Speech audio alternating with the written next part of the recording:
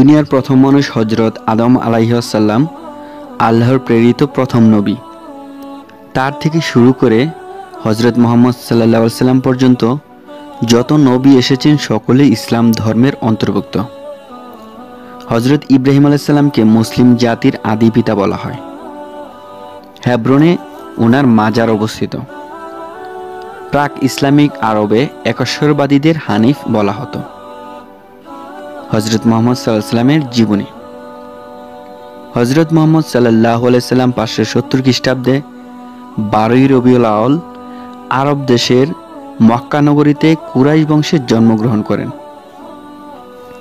তার পিতার নাম আব্দুল্লাহ এবং মায়ের নাম আমিনা।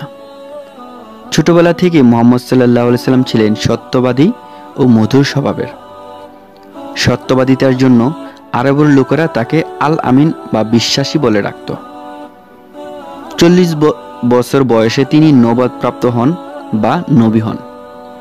তিনি ফেরেশতা জিবরাইল আলাইহিস সালাম মারফত আল্লাহর ওহী পেতেন এবং সেগুলো মানুষের কাছে পৌঁছে দিতেন। ওহীর অর্থ প্রত্যাদেশ। আল্লাহর প্রেরিত এসব ওহীর সমষ্টি পবিত্র কোরআন শরীফ। হযরত মুহাম্মদ সাল্লাল্লাহু আলাইহি সাল্লাম দেবদেবীর পূজা ত্যাগ করে এক আল্লাহর উপাসনা করতে বলেন। এতে মক্কার লোকেরা ভীষণ ক্ষুব্ধ ও ক্রুদ্ধ হন। হযরত মুহাম্মদ সাল্লাল্লাহু আলাইহি সাল্লাম ও তার শিষ্যদের উপর তারা অত্যাচার শুরু করেন। হযরত মুহাম্মদ সাল্লাল্লাহু আলাইহি সাল্লাম আল্লাহর আদেশে তখন একদিন মক্কা থেকে মদিনায় চলে যান। ইতিহাসে এই ঘটনাকে হিজরত বলা হয়। 622 খ্রিস্টাব্দে এই ঘটনা ঘটে।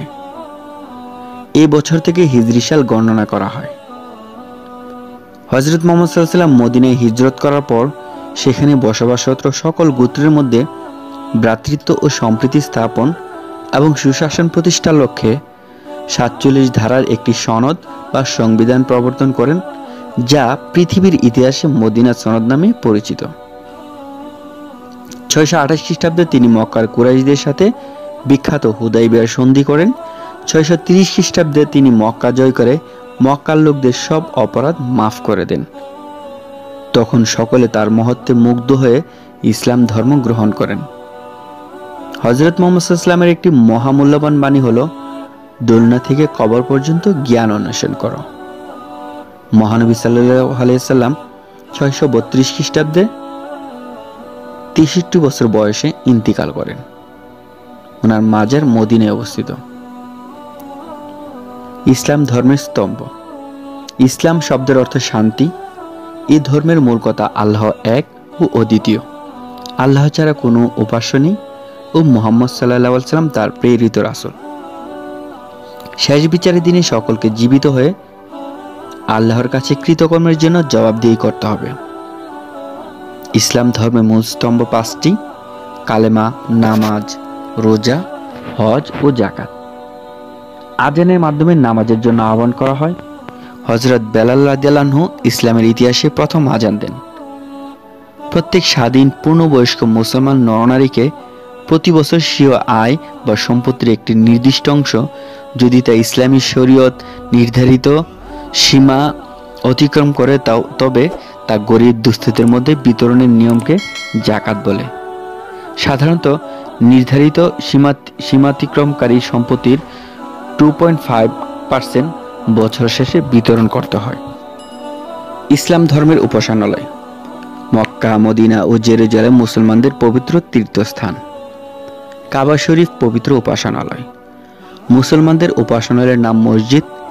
জেরুজালেমে অবস্থিত বাইতুল মুকাদ্দাস বা আল আকসা মসজিদ মুসলমানদের একটি পবিত্র স্থান। আল কুরআন। আসমানি কিতাব 4টি: তাওরাত, জবুর, ইনজিল ও কোরআন। আরবি ভাষায় লিখিত কোরআন শরীফ মুসলমানদের প্রধান ধর্মগ্রন্থ। পবিত্র শবে কদর রাতে কোরআন শরীফ নাজিল হয়।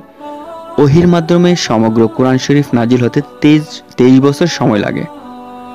30 পারায় বিভক্ত পবিত্র এই গ্রন্থে মোট 114টি সূরা আছে।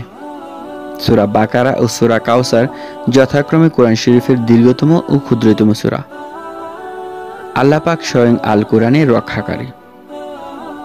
হাদিস। হাদিস আরবি শব্দ, এর আবিধানিক অর্থ কথা, নতুন জিনিস, জিকির প্রবৃত্তি। হযরত মুহাম্মদ সাল্লাল্লাহু আলাইহি ওয়াসাল্লামের বাণী ও আচার আচরণ সংকলনকে বলা হয় হাদিস শরীফ। হাদিসের সর্বাধিক বিশুদ্ধ গ্রন্থ সহিহ বুখারী।